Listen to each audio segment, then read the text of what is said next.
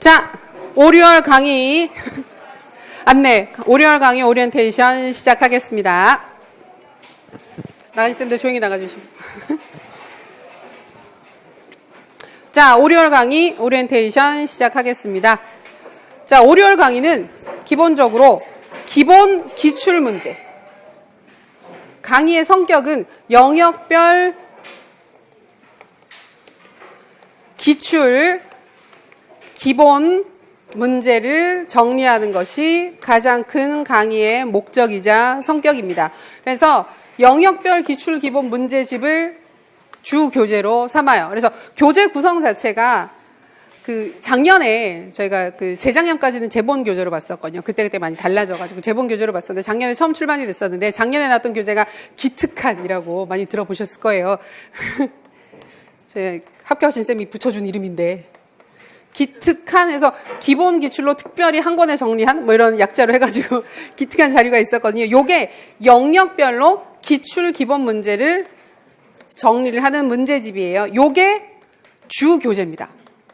주 교재라서 수업을 듣기 위해서는 기특한 문제집이 있어야 되는데 이제 또 많이 나오는 질문이 작년 교재가 있는데 작년 교재를 써도 되느냐 궁금해하세요. 근데 작년 교재를 좀 많이 변화시켰어요. 변화를 시켜가지고 작년 교재를 그대로 보시기에는 문제 순서나 빠진 문제들도 있고 추가된 문제들도 있어서 좀 불편하실 거예요. 그래서 작년 교재는 조금 보기 힘드시고 새 교재를 보시는 게 맞고 이거 말고 또 의외로 많이 나오는 질문이 실전 문제집이라고 하는 문제집이 있던데 그걸 봐도 되느냐. 그거 7, 8월 교재예요. 그건.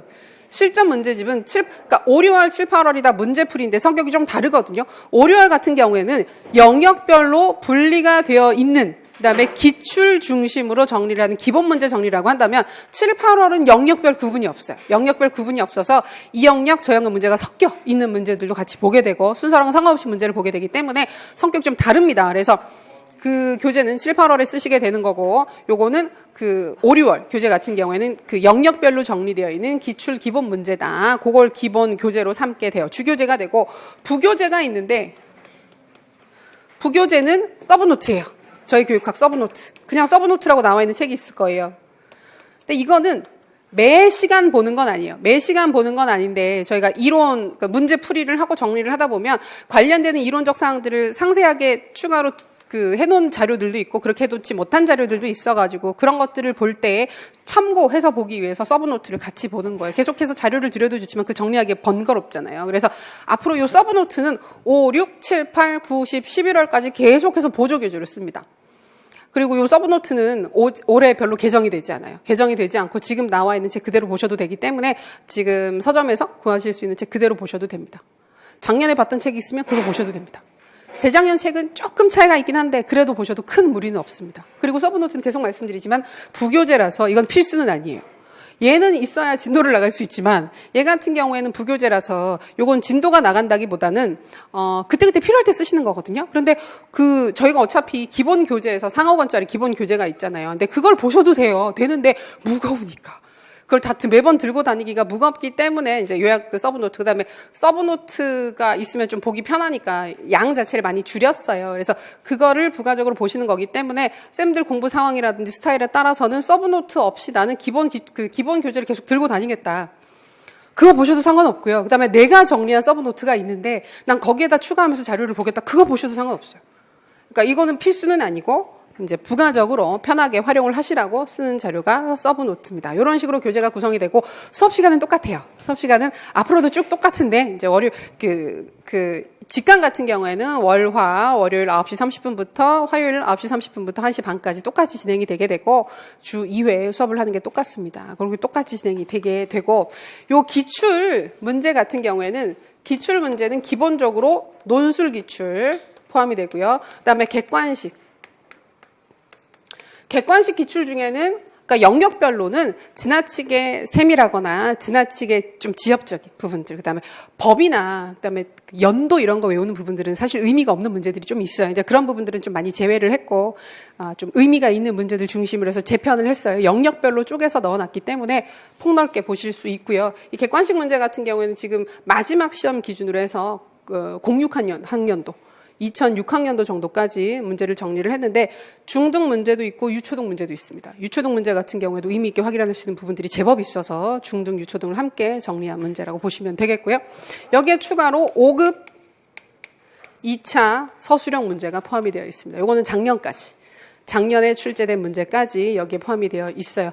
5급 2차 문제는 여러 번 말씀드리지만 우리가 객관식 때도 중등이랑 굉장히 상관이 있었어요. 영역별로 겹치는 부분들도 많았고 여기에 나온 문제 저기에 내고 이런 식으로 서로 이렇게 주제 영역 자체를 많이 공유를 하고 있는 상태인데 서술형 시험으로 형태가 바뀌었기 때문에 더 참고할 만한 부분들이 있어요. 근데 혼자 풀리기에는 버거운 주제 영역들이 많기 때문에 또 따로 수업에서 정리를 하시는 게 보기 편하실 거고 5급은 재밌는 게 6월 말에 시험이 있어요. 2차 시험이 6월 말에 있고 6월 말이나 7월 초에 있어서 올해 문제는 5, 6월 달에 못 봐요. 5, 6월 달에 못 보고 7월 달에 볼 수 있어요. 문제가 그때 나오기 때문에. 그러면 7, 8월 강의에서 추가적으로 올해 5급 문제까지 확인하실 수 있어요. 근데 5월 달에는 아직 없으니까 작년도에 나왔던 것까지 5, 6월 문제 기출 확인합니다. 여기까지 기출 정리를 하게 될 거고 영역별로 쪼개서 확인을 하시게 되고 그다음에 기본 문제 같은 경우에는 정말 기본적으로 서술 부분에 있어서 확인을 해야 되는 문제들을 또 영역별로 분리를 해서 넣어놨기 때문에 확인하실 수 있어요. 그래서 수업 방식 자체는 문제집 진도 나가는 거예요. 문제집 진도 나가서 예를 들어 교육의 이해부터 시작을 해서 거기 있는 문제들, 객관식 문제들도 풀고 그다음에 서술형 문제들도 풀고 예상할 수 있는 기본 문제들도 풀고 이거 문제를 풀면서 핵심 키워드들을 정리하는 거라고 볼 수가 있는데 제가 5, 6월 반을 왜 처음 들으시는 분들은 꼭 들어야 된다고 올해 초수 쌤들은 정말 들어야 된다고 많이 강조를 하는 이유 중에 하나가 객관식 기출의 보기가 정말 중요해요.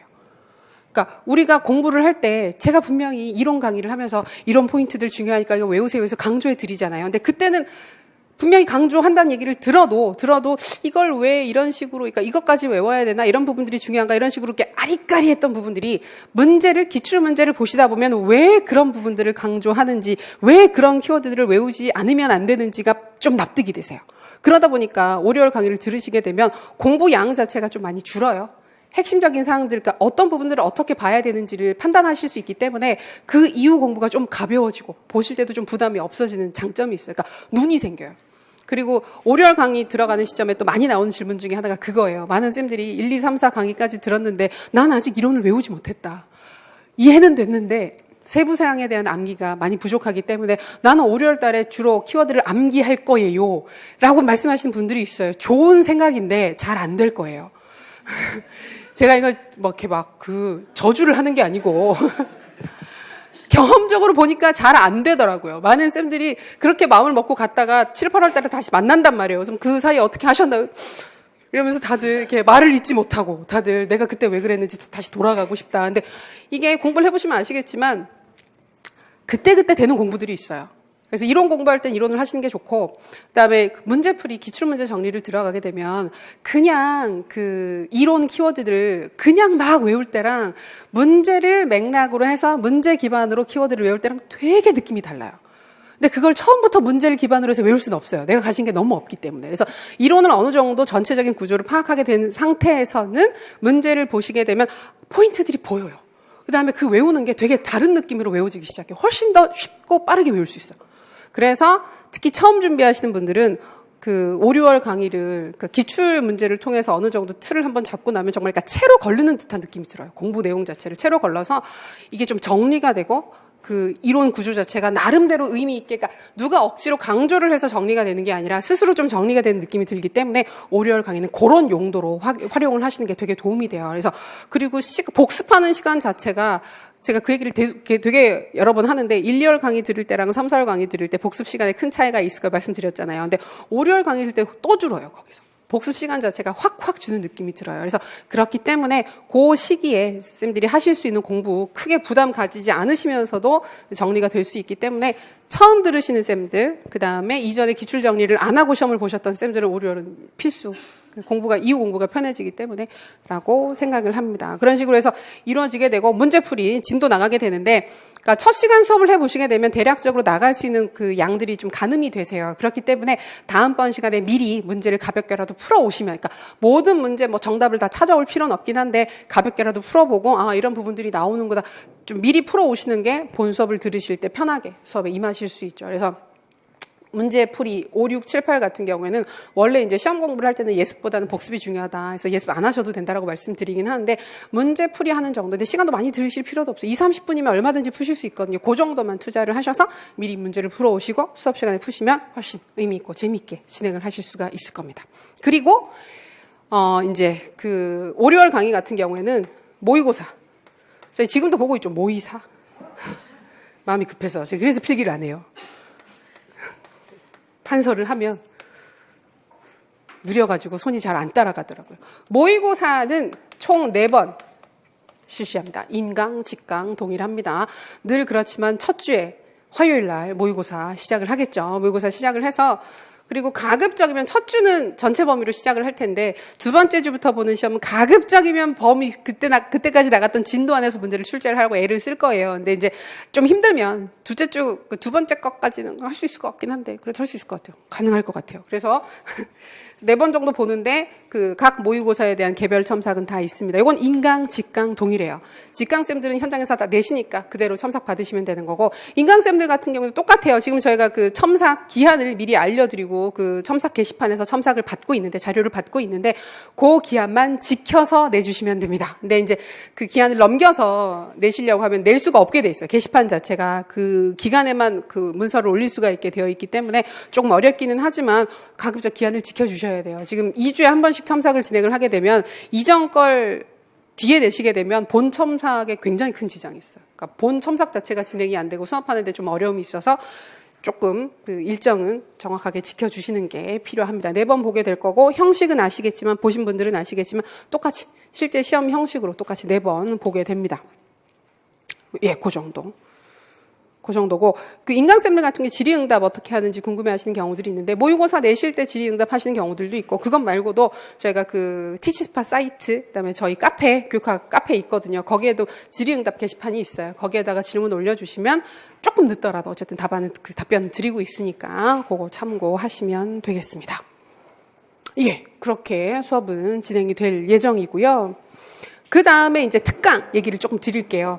5월 특강은 지금 저희가 1, 2, 3, 4해서 짧은 글쓰기 특강을 진행을 했는데 자, 5, 6월 특강은 구조화 특강입니다. 구조화 특강이라서 저희가 1월 달 중에 특히 신경 써서 했었던 영역별 구조화를 다시 할 거예요. 저희가 1, 2월 달에는 매 챕터 들어갈 때 구조화 정리하고 들어갔었잖아요. 근데 그때는 정말 큰 틀만 그리고 들어갔다고 한다면 이번에는 그 구조화를 같이 하면서 세부적인 사항들에서 외워야 되는 키워드까지 어디까지 가는지 그런 부분들까지도 조금 더 세밀하게 체크를 할 수 있는 구조화 특강을 할 거예요. 그래서 그 2달 과정 하면 전체 영역 한 번 도는 걸로 진행을 할 거기 때문에 이전에 1, 2월 강의에서 특강 그 구조화 열심히 하셨던 쌤들도 한번 확인하는 용도로 그다음에 같이 백지 쓰기 하시면서 참가를 하셔도 되게 도움이 될 것 같고 그렇지 않은 쌤들은 진짜 좀 들으셨으면 좋겠어요. 내가 구조가 조금 약하다. 그다음에 3월 달부터 공부를 시작하셔가지고 내가 그러니까 대충은 하겠는데 그 전체적인 구조를 좀 같이 그려봤으면 좋겠다 싶으신 쌤들은 구조화 특강이 되게 도움이 될 거예요. 되게 도움이 될 거라서 구조화 특강 그렇게 진행이 될 예정입니다. 그렇게 해서 진행이 될 거고 나머지 부분은 그 강의 계획이나 이런 분들 보시면 전반적인 사항들은 확인할 수 있기 때문에 이런 사항들 같이 확인하시면 되겠습니다. 네, 여기까지. 질문 있으세요? 궁금하신가? 이건 끝나고 나서 하는 겁니다. 질문 있으신가요? 예, 개별적으로 궁금한 건 앞으로 오셔서 질문해 주세요. 고생하셨어요. 다음 주에 많이 봬요. 네.